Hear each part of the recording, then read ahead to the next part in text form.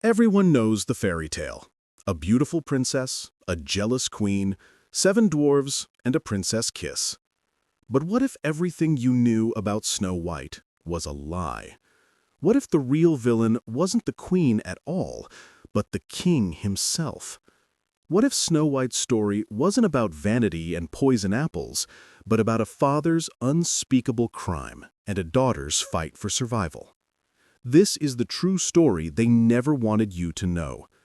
Subscribe and hit that notification bell to uncover more hidden truths behind the stories you thought you knew. Drop a comment below. What other fairy tales do you think hide dark secrets? Let's dive into the truth. In the kingdom of Eisenberg, there lived a princess named Snow White. But she wasn't the naive, helpless girl from the stories. She was 17, sharp-minded, and dangerously observant. Her skin was pale as winter snow, her lips red as blood, her hair black as ebony. Yes, that part was true. But what the tales never mentioned was the intelligence burning behind those dark eyes, or the questions she dared to ask when everyone else remained silent. Snow White's mother, Queen Helena, had died when she was just 7 years old. The official story was illness, a sudden fever that took her in 3 days. But Snow White remembered things a child shouldn't forget. Her mother's terrified whispers in the night, the bruises hidden beneath long sleeves, the way she flinched whenever the king entered the room. King Magnus remarried within 6 months. Too quickly, the court whispered. But they whispered quietly. The new Queen Ravenna was beautiful and cold. She had emerald eyes that seemed to see through people, and a mouth that smiled but never reached those calculating eyes. The stories painted her as vain, obsessed with a magic mirror and eternal beauty. But the truth was far more complex. Ravenna wasn't vain. She was terrified. And she had every reason to be. Snow White discovered the first secret on her 16th birthday. She was wandering through the restricted wing of the castle, the one her father had forbidden her from entering, when she found it. A hidden room behind a bookshelf in the old library. Inside were documents, letters, financial records. Her hands trembled as she read. The kingdom was bankrupt, had been for years. Her father had gambled away the fortune, made disastrous trade deals, borrowed from neighboring kingdoms at impossible interest rates. The prosperity everyone believed in was a carefully constructed illusion. And Queen Helena had discovered it. She had threatened to expose him to the council, to have him removed from power. 3 days later, she was dead. Snow White felt her blood run cold. The papers slipped from her fingers and scattered across the dusty floor. She heard footsteps approaching. Heavy, deliberate. Her father's footsteps. She managed to hide behind a heavy curtain just as King Magnus entered the room. But he wasn't alone. Ravenna was with him, and their conversation made Snow White's heart stop. The girl is asking questions. She's been seen near the old library. She's smart, Magnus. Too smart. She's just a child, the king replied, but there was uncertainty in his voice. She's 17, the same age Helena was when you married her, and we both know how that ended. Silence. Heavy and suffocating. What are you suggesting? Magnus asked finally. The same thing you did before. The same thing you'll have to do eventually, unless you want her to expose everything and destroy us both. Snow White pressed her hand against her mouth to stifle a gasp. They were talking about killing her. Her own father was discussing her murder as casually as discussing the weather. I can't, Magnus said, but he sounded weak, conflicted. She's my daughter. So was Helena your wife. That didn't stop you. Snow White didn't wait to hear more. She slipped out of the hidden room, down the corridor, her heart pounding so hard she thought it might burst from her chest. She had to get away. She had to survive. But where could a princess run when her father was the king. That night, Snow White made a decision that would change everything. But she had no idea that someone else in the castle was making plans of their own. Snow White didn't sleep that night. She couldn't. Every shadow seemed threatening, every sound like approaching danger. She sat by her window, watching the moon cross the sky, trying to formulate a plan. At dawn, when the first light touched the castle towers, there was a knock at her door. She froze. "It's me," came Ravenna's voice. "Alone. We need to talk." Snow White considered not answering, but curiosity and the faint hope that perhaps she had an ally made her open the door. Ravenna slipped inside quickly, closing the door behind her. In the early morning light, without her usual regal composure, she looked different. Tired, almost human. "You were in the hidden room yesterday," Ravenna said. It wasn't a question. Snow White's hand moved instinctively to the dagger she'd hidden in her dress. "I don't know what you're talking about." "Don't lie. I'm not your enemy, child, though I understand why you'd think I am." Ravenna moved to the window, keeping her distance. "The stories they'll tell about me, they're already writing them, you know. The vain queen, the wicked stepmother. They'll make me the villain, because it's easier than facing the truth." "What truth?" Snow White asked, her voice barely a whisper. Ravenna turned to face her. "That your father is a monster. That he killed your mother when she threatened to expose his crimes. That he'll kill you too if you become a threat." "Then why marry him? Why help him maintain the lie?" A bitter laugh escaped Ravenna's lips. "You think I had a choice?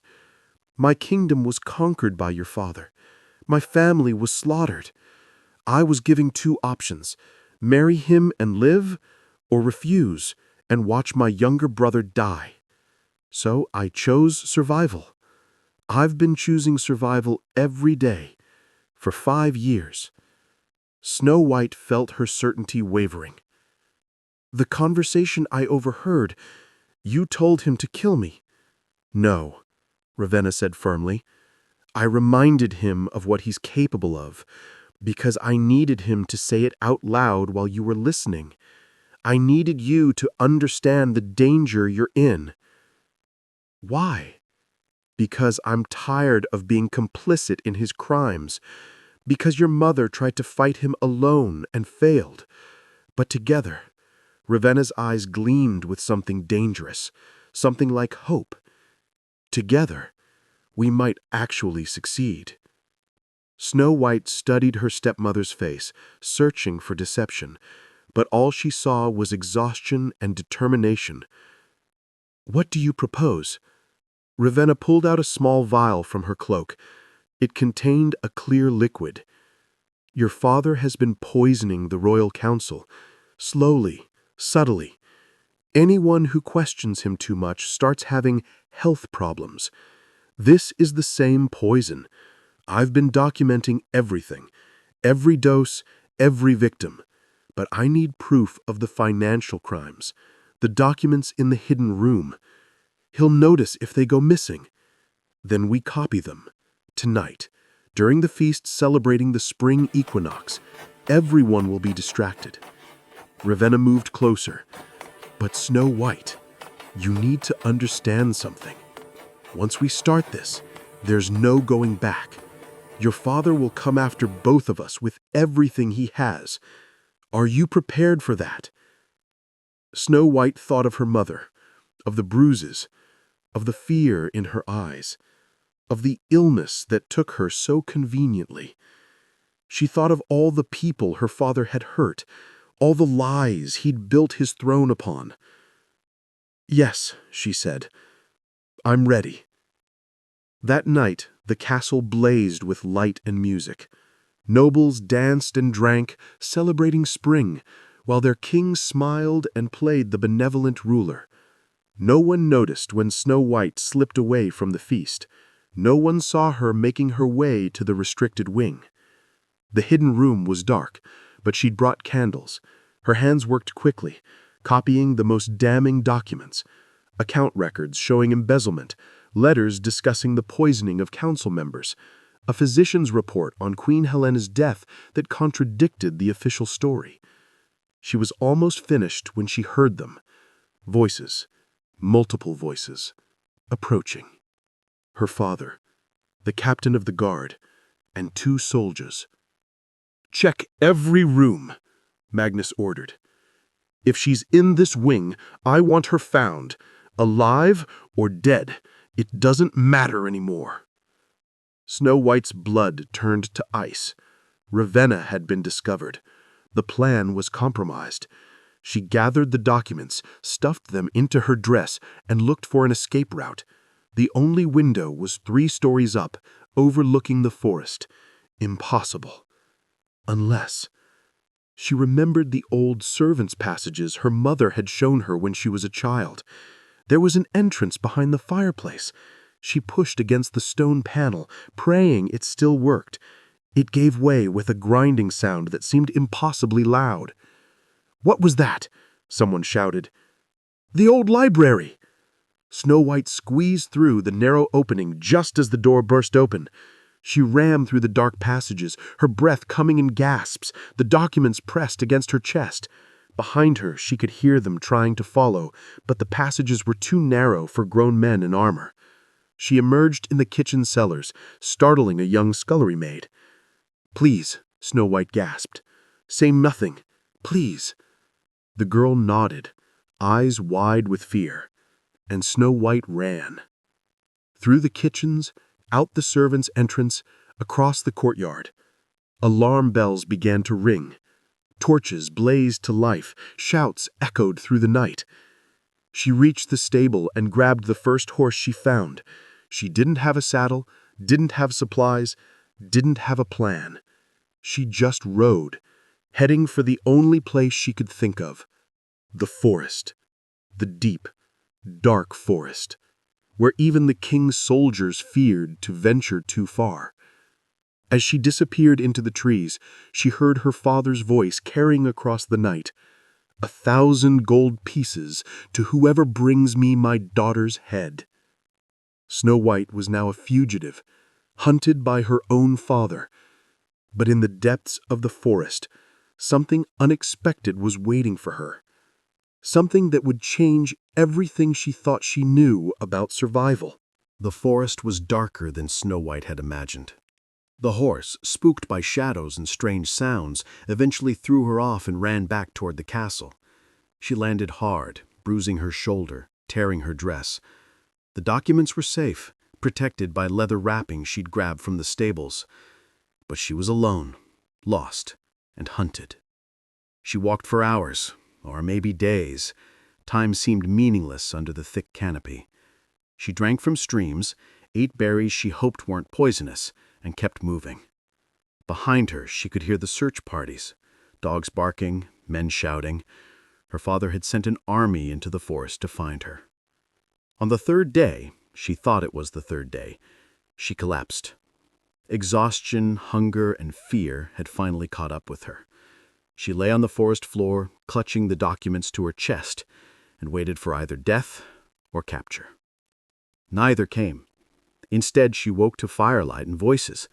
She was in a cottage, small, rough, but warm, and she wasn't alone. 7 faces looked down at her with varying expressions of curiosity, suspicion, and concern. But they weren't dwarves. They were miners. Former royal miners, to be precise. Men who had been cast out when they'd tried to organize for better working conditions. Men who had discovered the same corruption Snow White had found, and had been silenced for it.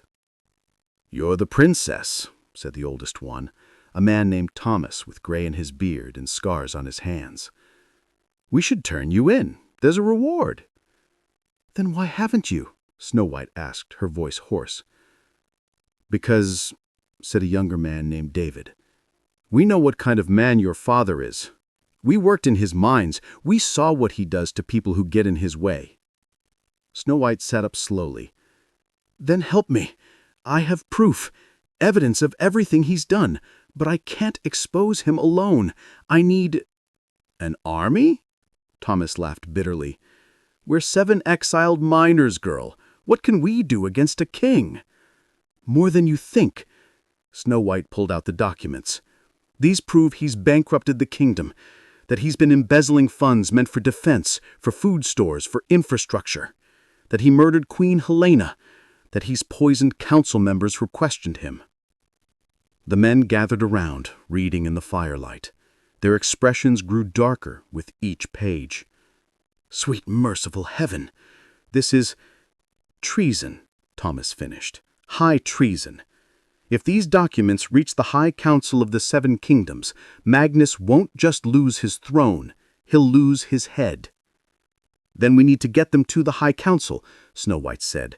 But my father has blocked all the roads. The castle is on lockdown. How do we— The mines, David interrupted. The old tunnels connect to the neighboring kingdom. Your father shut them down because they were unprofitable, but really it was because we were getting too close to finding out about his embezzlement. The tunnels go right under the border.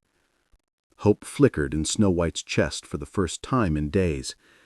Can you guide me through them? We can do better than that, Thomas said. We can get word to the other miners, the ones in the other kingdoms who are also silenced. If you're willing to trust us, Your Highness, we can build you an army after all. Over the next 2 weeks, the cottage in the forest became a hub of secret activity. Miners arrived in the dead of night, bringing news, supplies, and weapons. They weren't soldiers, but they were strong, determined, and they knew the land better than any royal guard. Meanwhile, back at the castle, things were unraveling for King Magnus. Ravenna had been arrested, charged with conspiring to murder the princess. The queen maintained her innocence, claiming Snow White had run away after discovering her father's plans to force her into an arranged marriage. It was a thin story, but without Snow White to contradict it, it held. But Ravenna had one more card to play. In her cell, she convinced a sympathetic guard to deliver a message, not to Snow White, but to Prince Philip of the neighboring kingdom. Philip, who had known Snow White since childhood. Philip, who had always suspected something was wrong in King Magnus's court. The message was simple. The princess lives. She needs your help. Come to the border forest at the next full moon. Prince Philip came, and with him he brought 50 of his best soldiers. The meeting took place in a clearing deep in the forest. Snow White stood with her 7 miners, facing a prince she hadn't seen in 3 years. He was taller now, broader in the shoulders, with a commander's bearing. But his eyes were the same, kind and honest. "Snow White," he breathed, dismounting from his horse. "We thought you were dead." "My father wanted you to think that, wants everyone to think that. These prove everything, his crimes, his corruption, his murders." He read them by torchlight. His face grew pale, then flushed with anger. I knew Magnus was ruthless, but this— "Will you help me?" Snow White asked. "Will you stand with me against him?" Philip looked at her. Really looked at her. Not the princess from the stories, not the victim, but the warrior standing before him. And he knelt. "I will stand with you. My soldiers will stand with you. And when the High Council sees this evidence, every kingdom will stand with you." The miners cheered. Snow White felt tears streaming down her face. She wasn't alone anymore. She wasn't helpless. She had an army. She had proof. And she had the truth on her side. But as they celebrated their small victory, none of them knew that King Magnus had just made a desperate deal with the most dangerous mercenary company in the 7 kingdoms, and he'd given them one simple order: burn the forest, kill everyone in it. I want no survivors. The battle for truth was about to begin, but would Snow White survive long enough to see justice done? The attack came at dawn. Mercenaries, 200 strong, swept into the forest with torches and swords. They set fires as they advanced, turning the woods into an inferno. Smoke filled the air. Animals fled in panic. And in the cottage clearing, Snow White's small army scrambled to respond. "Fall back to the mines!" Thomas shouted. "Everyone to the tunnels!" It was chaos. Philip's soldiers formed a defensive line, buying time for the miners in Snow White to retreat. The clash of steel rang through the burning forest. Men screamed. The smell of blood mixed with smoke. Snow White ran, clutching the documents, David and 2 other miners flanking her. Behind them, Philip fought like a man possessed, his sword flashing in the firelight. But they were outnumbered, overwhelmed. They reached the mine entrance just as the mercenaries broke through the defensive line. "Inside!" David shouted, pushing Snow White through the opening. "Go! Now!" Snow White stumbled into the darkness of the tunnels, others pouring in behind her. Philip came last, bleeding from a cut on his forehead, half carrying Thomas, who'd taken an arrow to the leg. "Collapse the entrance," Philip ordered. The miners set charges they'd prepared for exactly this scenario. The explosion shook the earth, bringing down tons of rock and sealing the tunnel. They were safe, for now. But they were also trapped. In the darkness, lit only by torches, they took stock. 37 survivors, 12 wounded, and 1 way out, through 3 miles of unstable tunnels that emerged in the neighboring kingdom. "Can we make it?" Snow White asked Thomas as they bandaged his leg. "The tunnels haven't been maintained in years," he admitted. "They could collapse at any moment.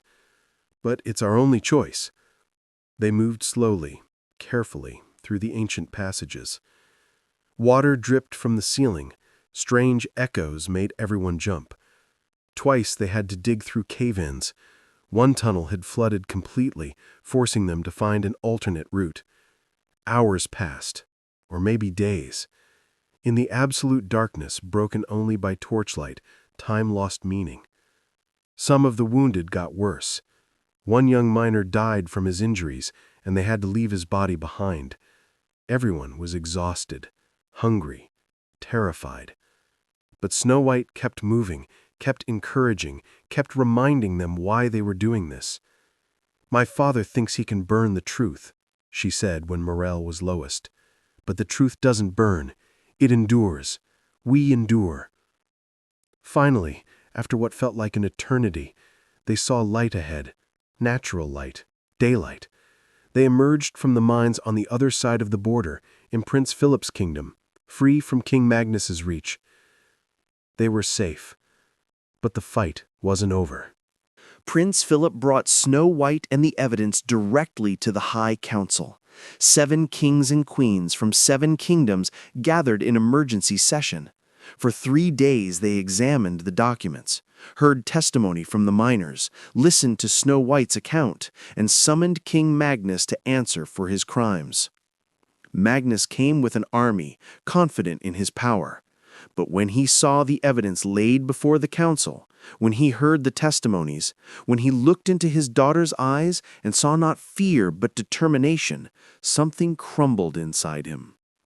"You were supposed to be weak," he said to Snow White, his voice hollow. "Docile, like your mother was supposed to be. Why couldn't you just obey?" "Because you taught me to value truth," Snow White replied. "Remember, when I was little, before Mother died, you used to tell me that a ruler's greatest duty was to truth and justice. I'm just holding you to your own standard." The High Council's verdict was unanimous. King Magnus was stripped of his crown, his titles, his lands. He was sentenced to life imprisonment for murder, embezzlement, and crimes against his own people. Queen Ravenna, proven to have been working against him, was pardoned and released. The question then became, who would rule Eisenberg? The council debated. Some wanted to absorb the kingdom into the neighboring territories. Others suggested appointing a regent until a suitable heir could be found. But Prince Philip stood and spoke. "There is an heir, one who risked everything to expose corruption, who survived being hunted by her own father, who led an army through impossible odds. Snow White has proven herself worthy of the crown." The council agreed. At 18 years old, Snow White was crowned Queen of Isenburg, not because of her bloodline, but because of her courage. Her first act as queen was to reform the mining industry. The 7 miners who had saved her life were appointed to her royal council. Prince Philip, who had stood by her, became her closest advisor and eventually her husband. But that was a partnership of equals, not a rescue. Ravenna chose not to return to court. She had had enough of politics, enough of castles and crowns. Instead, she opened a sanctuary for women escaping dangerous situations, funded by the wealth she'd managed to hide from Magnus over the years. She and Snow White remained close, 2 survivors who understood each other in ways no one else could. 5 years later, Queen Snow White stood in the castle gallery, looking at a new portrait. It showed her not in a glass coffin, not asleep waiting for rescue, but standing tall in armor, sword in one hand, documents in the other. Behind her stood the 7 miners, Prince Philip and Ravenna. The painting was titled, "The Truth Revealed." A young girl, daughter of one of the miners, looked up at the portrait with wide eyes. "Is it true?" she asked Snow White. "Were you really almost killed by your father?" Snow White knelt down to the child's level. "Yes, but I wasn't saved by a prince's kiss or magic. I was saved by people who chose to stand for what was right, people who believed the truth mattered more than power." "And the queen, the one they say was wicked?" "She was trapped just like I was, just like so many people are trapped by those with power over them. But she found her courage, and together we freed ourselves." The girl thought about this. "So the real villain was the king?" "The real villain," Snow White said carefully, "was the lie. The lie that power justifies anything, that the weak deserve their fate, that some people matter more than others. My father believed those lies so deeply that he became a monster. But we exposed the truth, and truth, once revealed, changes everything." The girl smiled and ran off to play. Snow White stood, gazing at the portrait a moment longer. She thought of her mother, of all the victims of her father's cruelty, of everyone who had fought to bring justice to light. The story the world knew was wrong. There was no poisoned apple, no glass coffin, no dwarfs. The real story was messier, harder, more painful, but it was also more true. And in the end, that was what mattered most. The fairy tales you know were written by people in power to teach the lessons they wanted you to learn. But the truth is always more complex, more dangerous, and more important. What other stories have been twisted to hide uncomfortable truths? Subscribe and join us as we uncover the real secrets behind the stories. Drop a comment. What fairy tale should we investigate next? The truth is waiting.